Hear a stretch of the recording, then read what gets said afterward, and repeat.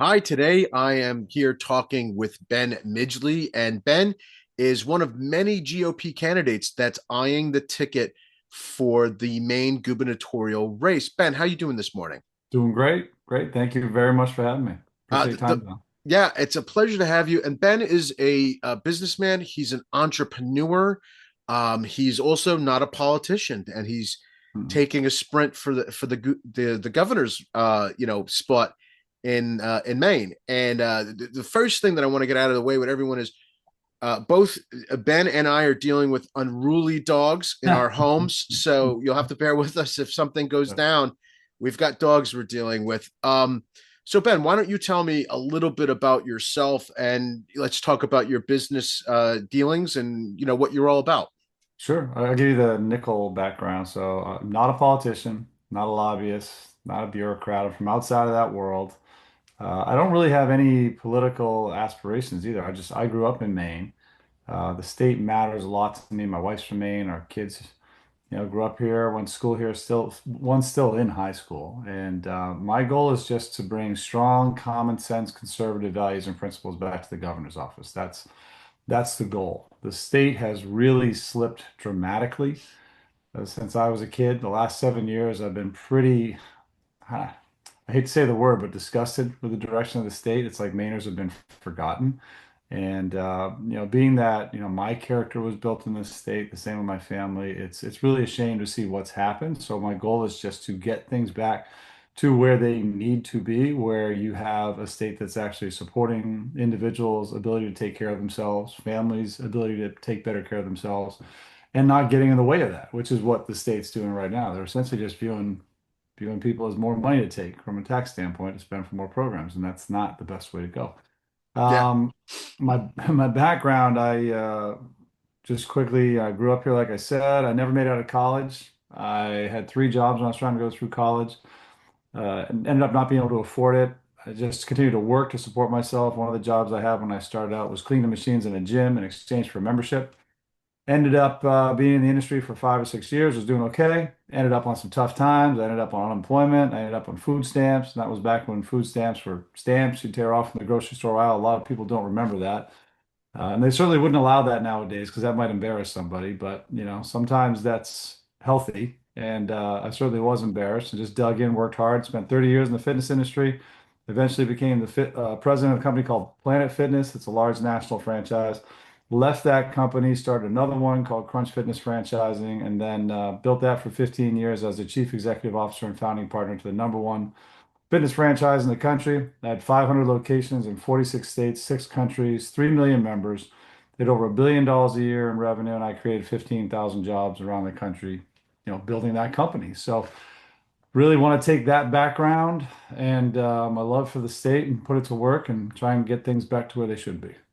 Okay, perfect. Well, we're gonna jump right into my questions here. Okay. I'm not gonna ask you anything crazy, and I'm not gonna ask you anything that I'm not asking other candidates. Everybody's getting the same Yeah. rundown. The first one, very important. Hmm. The moose hunt, very important Oh to yeah. Maine, very important to Maynards. Um, Give me your opinion on how this is being changed, because I know they're trying to change how the moose lottery is handled. What are your Yeah. feelings on this? I mean, it's a good question. I was just at a gun show in Dover Foxcross, and we were talking about this. I mean, it really comes down to at the end of the day, there's certain sort of I don't know lodges or camps that don't really meet the definition of what someone would think is a sort of a main guided experience to go out and hunt moose, and they're getting these lottery tickets, and they're essentially reselling them. They're making a lot of money off it. Some people, I think, in the industry of bringing tourists in and bringing them on hunts, want to have that come into play, but I think everybody else is dead set against it. But I would have to lean on the side of the hunters and the traditional moose enthusiasts because if you're not concerned about standard lodges having rights to this lottery, right? As long as it's not an overwhelming number, right? Because you got to have more licenses for folks in the state, I think, than out of state. and certainly on the tourist side. But you can put exceptions or write exceptions to the law that exclude folks that aren't really legitimate in that business. So that's where I would land, and I think that's probably where they're going to land eventually. But I mean, it's a prized lottery in the state, generates a tremendous amount of excitement and a lot of food for a lot of folks. It's a big industry and it's important to the state. So I think we're going to end up in the right place, but you got to go through that back and forth for a little bit. Sure. And I think last year's lottery was kind of epic. Yeah, it was an interesting scene, right? If that's what you're referring to. Maybe. um, if you could just sum up for me your overall stance on the Second Amendment, and this might also Yeah. knock out some questions in the process. Yeah, I mean, I think we were the only candidate in our opening announcement in running for governor, which we did in front of TV cameras on August 5th. I mean, bottom line, I back the Second Amendment. So whether you're a hunter or a sportsman or somebody who just wants to protect your home and your family, I am going to have your back, period. That's what we said day one. That's where we stand right now. That's where we're going to stand. Okay. So one of the things that Maine had, and now it's changed. You used to have what's called a yellow flag law. Now you have a red Mhm. flag law. Um, what's kind of your view on, that shift from, yellow to red and how that's affected things? And I guess the spirit of the law too. Yeah, well, I mean, I opposed the citizens initiative to implement that law, and I don't believe it has adequate process for the accused, right? Individuals deserve their day in court before they lose constitutional rights, and there should be severe penalties for folks who bring false claims, because that could happen. That was one of the big concerns. The law enforcement community in the state did not support that. They were vehemently against it, but there was a tremendous amount of money on the other side of this initiative, which framing it as the safest thing to do. There's more states that certainly don't have this law than do have this law. But the left essentially tries to frame it as, 16 states have this law, so we should be doing it. Well, what about the 34 or what have you that don't? And I don't know if that's the right number, but anyways, there was a lot of marketing around it that I think is what a lot of folks paid attention to. The yellow flag law on its own was really more of a compromise, right? To fill a gap initially. I don't know that law enforcement thinks it's perfect the way it was, but they certainly preferred it and they were utilizing it quite a bit more. So I think it's bad for the state right now. And should we win the governor's office, we're gonna try to make changes to that. Okay. And I think there's also a big budget push to have state level SWAT officers involved in enforcing these things. I guess, what are your Mm. thoughts on that? It's just, I don't like that at all. I haven't heard that part yet. But I mean as governor, you could put a stand down in that sure. aspect of it. All right. So we're going to go over some legislative pushes, things that may have passed or didn't pass or got shot down. And, we'll just go run Mhm. down of just the ideology of them. We don't have to go over the Yeah. nitty gritty. So your support of the Second Amendment that you've already pledged kind of Yeah. answers this, but I figure we'll just go over the topic. So the so-called large capacity magazine bans. This is something Mhm. that has been pushed around in Maine. So Yeah. capping magazines. Yeah. Oh no, I think it's arbitrary. I don't think it really makes anybody safer. I mean, if criminals want guns and high capacity magazines, they're going to get them one way or another. So for us, it's a hard no, and just don't support bans, period. Okay, and I think there was also a measure, so-called safe storage, where there's ways that people shall store their firearms, and uh, I guess is there any room in there for you on that? No, no. Okay, Then you're getting into people's homes. You know what I mean? And then what are you inspecting people's homes, and you're all of a sudden going into their homes and seeing what they're doing? You can't do that. No. right, perfect. Studies on lead ammunition use. That's also another thing that was kind of pushed around. Um, do you see any of the potential pitfalls and maybe motivations that might be there? I haven't looked too deeply in it. I mean, anything that feels sort of nonsensical to me until it's an absolute issue, I don't really pay that much attention to. You know what I mean?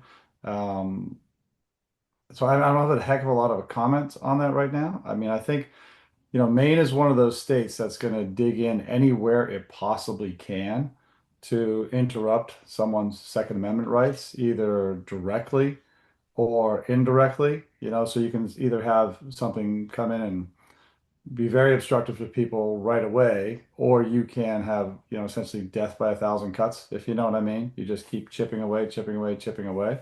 So any effort to go either direction, we certainly don't support, but I can't give you specifics on that Okay. particular. Yeah. No, no, that's all right. Um, Janet Mills allowed a law to go into effect on unfinished frames, unserialized receivers, and Mhm. people being able to build their own firearms. Basically, what's your opinion on this measure? No, I mean, we're pretty simple. Okay. We're going to change gears just a little bit here now. There's a bill Sure. being pushed around that wants to restore rights to nonviolent felons. I guess what's Mm. your stance on that? Like, returning rights to people. I mean, I've talked to a lot of guys that are former law enforcement that actually supported that, because it is non-violent. You could be accused of something that had nothing to do with a gun-related job or any domestic violence or anything like that. And so I haven't read all the details of it, so to be absolutely safe, I'd have to read all the details, see if there's anything that really sticks out. But, overall, I'd say if the majority of law enforcement supports something like that and, the legislators who are highly engaged in it, then I could support that too. I mean, at the Perfect. end of the day, Maine has one of the highest percentages of gun ownership in the country with one of the lowest percentages of gun-related crimes. It's been in our state forever, right? So it's not a major challenge, but the left will rely on the crime being committed by the gun, not the person. And they keep pushing that and pushing that and pushing that to try to get to where they need to be. So at the end of the day, you just have to back, someone's Second Amendment rights and know that the majority of everyone in the state of Maine is being very responsible with their firearms. Hmm. Okay, this is another, kind of a outlier question. There's a budget proposal item to add $500,000 worth of funds that Democratic lawmakers are pushing for to make that money available to state legislatures to use for hardening their homes and for Security, yeah. security equipment. Yeah, Hard no, shouldn't be in there. We already got a $12 billion budget now. We had a $7 billion budget 7 years ago. Now we've got a $12 billion budget heading to $13 billion. It's insane the amount of spending that we're doing. And for something like that, that's kind of just that's insulting to Maine taxpayers. okay, we've got like two questions left, and then I'll hand the floor over to you. There's a rumor of a so-called assault weapons ban referendum coming down the line that might be introduced. What are your thoughts? I mean, I wouldn't be surprised, right? I mean, we're in one of those states, and that's the thing. A lot of national groups come to Maine because they think it's an inexpensive way to pass initiatives. You know this, compared to larger states. So they'll come in, they'll pass as many progressive driven referendums as they can, and then try to say, look, this passed in XYZ state, and then bring it to other states. So one of the challenges for Maine is that we've got a small population. It is inexpensive to push these things, and marketing works. So something like that, obviously, I wouldn't support it. And should it get passed, I'd do everything possible to disarm that particular initiative. Sure. Um, this is kind of an open-ended question. What am I leaving on the table about the Second Amendment that you might want to say? Well, I mean, you're the pros in this category, right? I mean, I think your job again, I'm not a politician, but I think your job as just an upstanding citizen. I mean, we're talking about the Second Amendment here, right? I mean, your goal and your job is to defend that. It's one of the most important amendments we have, and Maine has a long history of responsible gun ownership. And I think if you start to bend on that, I mean, there's what's next to fall in terms of the amendment. So. Like I said in the beginning, we're going to back the Second Amendment one way or another, whether you're a hunter or sportsman, or you just want to protect your home and your family, and you can count on me for that. Perfect. And what's your message for Maynards? What do you have for them? What do you want to say overall? Your pitch Give your political pitch. Yeah, and I try not to be too pitchy, just to be honest, because Yep. when I say I'm not a politician, I'm not striving to be a politician. And look, I'm the only candidate that has really literally had nothing, been on food stamps, been on the system, and then gratefully have been very, very successful in my life too. And this means a lot to us. My wife and I are putting a lot of our own resources into this because it matters, you know. And we've driven over 60,000 miles already over the state, across the state, talking to everyone that we can find in all counties and many towns as possible. And that's when it really matters, when you really sit down and hear from people, whether it's the cost of healthcare, or we've got 30% of our states on some sort of welfare, right?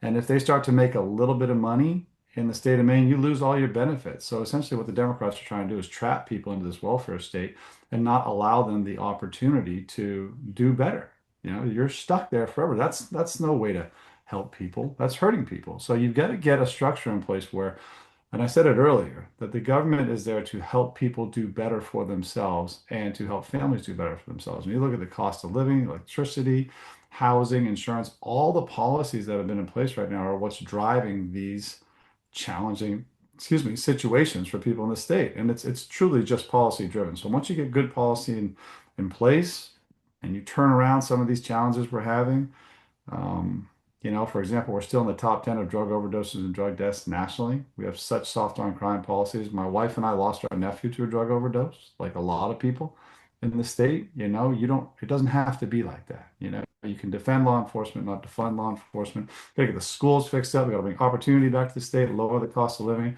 get taxes down, get spending down, get people a chance to take a breath so they can see that, what government's working for us the way it's supposed to, and then you move up from there. Perfect. Where can people find you? Where can they support you? Where can they learn more about you? Yeah, thank you. They can just go to benforgovernor.com, or we're all over Facebook. It's our social media platform. It's just Ben for Governor on Facebook. And look, we are all over the state. We announce where we're going for meetings, and please reach out to us. We'll take a call from anybody, talk to anybody. And the goal is just to get Maine on the right path forward, one way or another. Well, Ben, I really appreciate it. And thank you for the time. And, we can probably, maybe we could do this again in the future. And, best of luck to you. All right. Thank you very much, John. I really appreciate you having me.